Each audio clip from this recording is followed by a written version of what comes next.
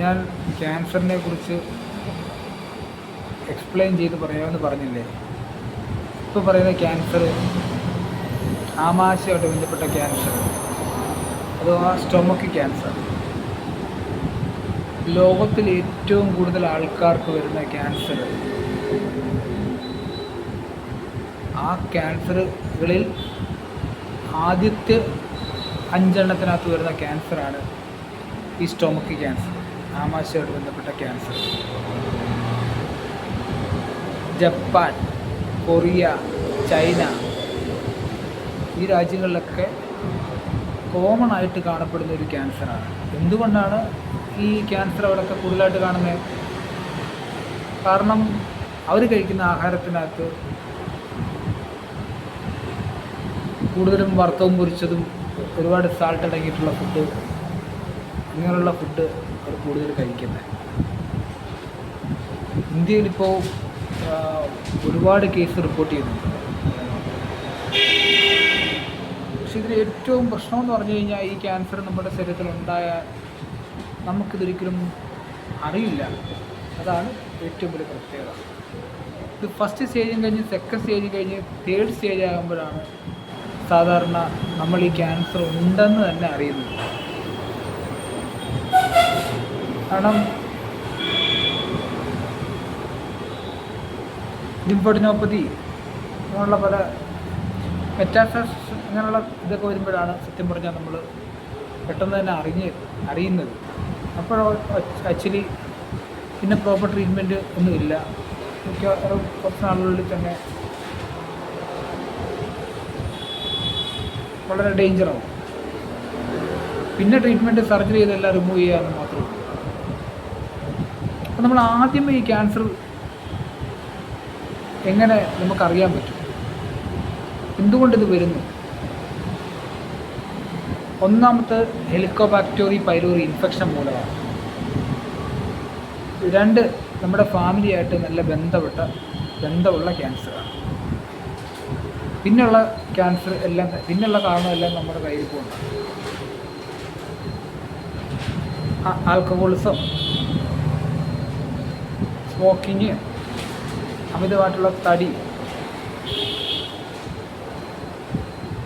വറുത്തതും പൊരിച്ചതുമൊക്കെ ഒരുപാട് കഴിക്കുക, ഇങ്ങനെയുള്ള പല കാരണങ്ങൾ കൊണ്ടാണ് ഈ ക്യാൻസർ വരുന്നത്.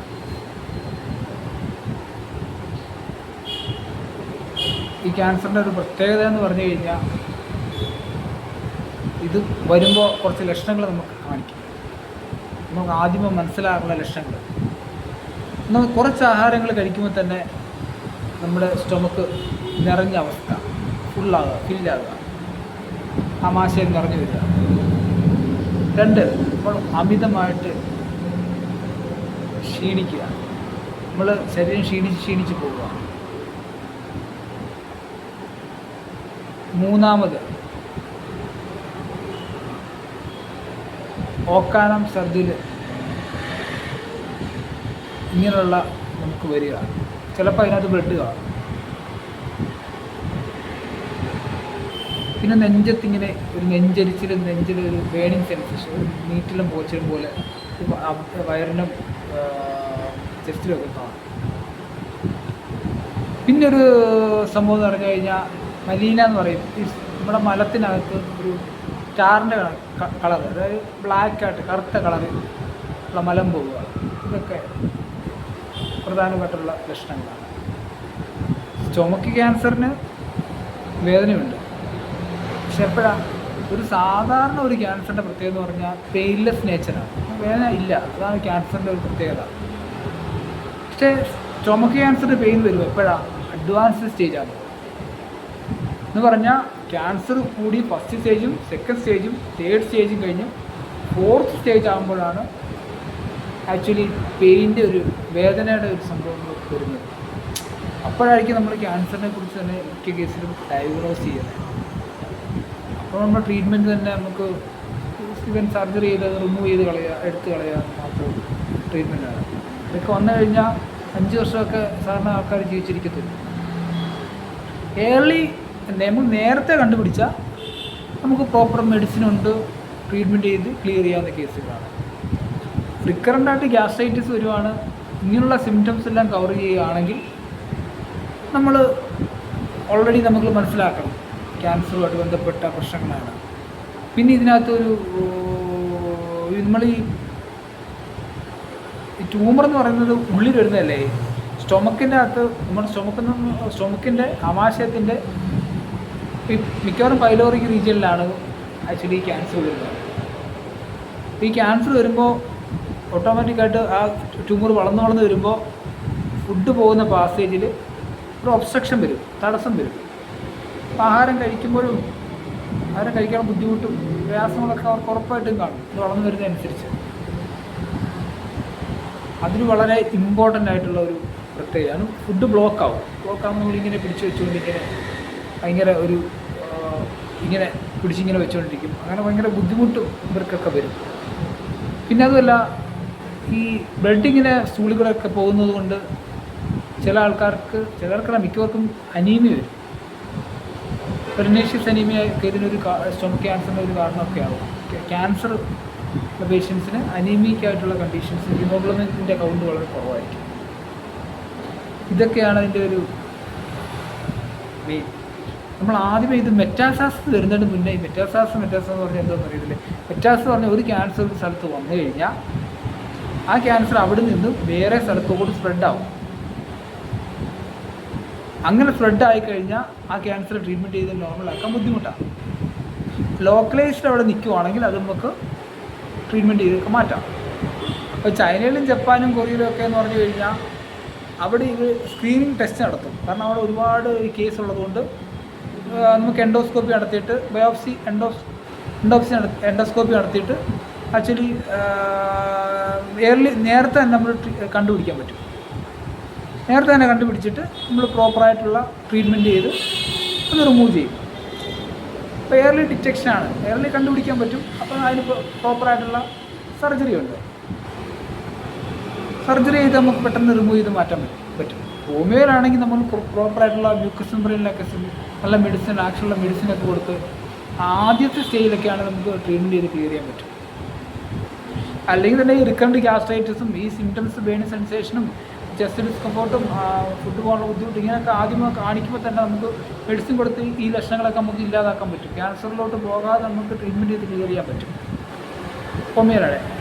ഹോമിയോപ്പതിയിൽ നമ്മൾ ഗ്യാസ് പ്രശ്നം ഉണ്ടാകുക, സ്റ്റൊമക്കിന് ബുദ്ധിമുട്ടുണ്ടാകുക, അങ്ങനെയുള്ള പ്രശ്നങ്ങളൊക്കെ വരുമ്പോൾ എല്ലാത്തിനും ഈ സ്ട്രെസ്സും സ്ട്രെയിനും, മെൻ്റലി സ്ട്രെസ്സും സ്ട്രെയിനും ഉള്ളവർക്ക് ഇത് പെട്ടെന്ന് വരും. അതൊരു പ്രശ്നമാണ്. അത് ഒരിക്കലും മെഡിക്കലിനകത്ത് ഇങ്ങനെ വ്യക്തമായിട്ട് പറയുന്നുണ്ടോ ഇല്ലയോ എന്നൊക്കെ ചോദിച്ചു കഴിഞ്ഞാൽ സ്ട്രെസ്സും സ്ട്രെയിനുള്ളവർക്ക് ഏറ്റവും കൂടുതൽ അഫക്റ്റ് ചെയ്യുന്ന ഭാഗം എന്ന് പറയുന്നത് സ്റ്റൊമക്കാണ്. അങ്ങനെ ആകുമ്പോൾ അവർക്ക് ഡിസ്കംഫോർട്ട്, സ്റ്റൊമക്ക് റിലേറ്റഡ് കംപ്ലയിൻറ്റ് ഉറപ്പായിട്ട് വരും. ഇത് റിക്കറൻ്റ് ആകുമ്പോൾ അത് ചിലപ്പോൾ ഇതിലോട്ട് കൺവേർട്ട് ചെയ്യാൻ ചാൻസ് ഉണ്ട്. ഇതെൻ്റെ എക്സ്പീരിയൻസിലൂടെ പറഞ്ഞ കാര്യമാണ്. അതല്ലാതെ ഇപ്പോൾ ജെനുവിനായിട്ട് അത് അങ്ങനെ ആണോ എന്നൊക്കെ ചോദിച്ചു കഴിഞ്ഞാൽ ആക്ച്വലി അങ്ങനെയാണ്. കാരണം ഇപ്പോൾ നമ്മുടെ അടുത്തുള്ള ആൾക്കാർ എന്തെങ്കിലും ആപത്ത് വരുമ്പോൾ നമുക്ക് ഏറ്റവും കൂടുതൽ ഉണ്ടാകുന്ന ബുദ്ധിമുട്ട് നമ്മുടെ ആമാശയമായിട്ട് ബന്ധപ്പെട്ടാണ്, സ്റ്റൊമക്ക് ആയിട്ട് ബന്ധപ്പെട്ടും ചെസ്റ്റുമായിട്ട് ബന്ധപ്പെട്ടുമാണ് ഡിസ്കംഫോർട്ട് വരുന്നത് കൂടുതൽ ആൾക്കാർ. കാരണം നമ്മുടെ ഹോർമോണും മൈൻഡും സ്റ്റൊമക്കും തമ്മിൽ നല്ല ബന്ധമുണ്ട്. ഹോർമോൺ സെക്രീഷനുമായിട്ട് ബന്ധപ്പെട്ട് നമ്മുടെ തലയും സ്റ്റൊമക്കുമായിട്ട് നല്ലൊരു അടുത്തൊരു ബന്ധമുണ്ട്. അതുകൊണ്ട് എന്തെങ്കിലും അഫക്റ്റ് ചെയ്താലും നമ്മുടെ നേരിട്ട് സ്റ്റൊമക്കിനെ ബാധിക്കും. അതുകൊണ്ടാണ് നമുക്ക് മാനസികമായിട്ട് വിഷമമുള്ള സമയത്ത് നമ്മൾ ആഹാരം കൂടുതലായിട്ട് കഴിക്കാത്തത്. വളരെ ഹാപ്പിയായിട്ട് എല്ലാവരുമായിട്ട് കൂടിയിരിക്കുമ്പോൾ നമ്മൾ ഒരുപാട് ആഹാരം കഴിക്കും. ആ സമയം ഒറ്റയ്ക്കിരുന്ന് ഡള്ളായിട്ടിരിക്കുന്ന സമയത്ത് നമ്മൾ ആഹാരം കൂടുതലായിട്ട് കഴിക്കില്ല. അതെല്ലാം മൈൻഡുമായിട്ട് റിലേറ്റഡ് ആണ്. ഇതാണ് മെഡിസിൻ സ്പെസിഫിക് ആയിട്ടുള്ള ഹോമിയോപ്പതി മെഡിസിൻസ് ഉണ്ട്. ഈ കംപ്ലൈൻറ്റുകളെല്ലാം തന്നെ രാത്രി കൂടാൻ ചാൻസ് ഉണ്ട്. കാരണം നമ്മൾ ഈ ചിന്തയും പ്രശ്നങ്ങളും ഒക്കെ വരുന്നത് വൈകുന്നേരങ്ങളിലാണ്. ക്യാൻസർ എന്നല്ല, സ്റ്റൊമക്ക് റിലേറ്റ് ചെയ്ത പ്രശ്നങ്ങളെല്ലാം കിട്ടുന്നത് വൈകുന്നേരങ്ങളിലാണ്. നമ്മുടെ മൈൻഡ് എപ്പോഴും നമ്മൾ ആലോചിച്ച് വേണം. സ്റ്റൊമക്ക് ഗ്യാസ്ട്രിക് പ്രോബ്ലം നമുക്ക് കൂടുതൽ വരുന്നത് എപ്പോഴാണ്? വൈകുന്നേരങ്ങളിലാണ്. എന്തുകൊണ്ടാണ്? നമ്മൾ ഇതിനെക്കുറിച്ച്, നമ്മുടെ മൈൻഡിലെ ടെൻഷനെക്കുറിച്ച് നമ്മൾ ചിന്തിക്കുന്ന വൈകുന്നേരങ്ങളിലാണ്. രാവിലെയൊക്കെ ഭയങ്കര തിരക്കായിരിക്കും. വൈകുന്നേരം നമ്മൾ ഇങ്ങനെ ഫ്രീ ആയിട്ടിരിക്കും. ആ സമയത്ത് നമ്മൾ നമ്മുടെ മൈൻഡിലുള്ള കാര്യങ്ങളെക്കുറിച്ച് ചിന്തിക്കും. അപ്പം നമ്മുടെ കംപ്ലൈൻറ്റുകളെല്ലാം തന്നെ വൈകുന്നേരങ്ങളിലാണ് കൂടുന്നത്, അല്ലേ? മൈൻഡുമായിട്ട് ബന്ധമുണ്ടെന്ന് ഞാൻ പറയാതെ നിങ്ങൾക്ക് മനസ്സിലാക്കില്ല. ഓക്കെ.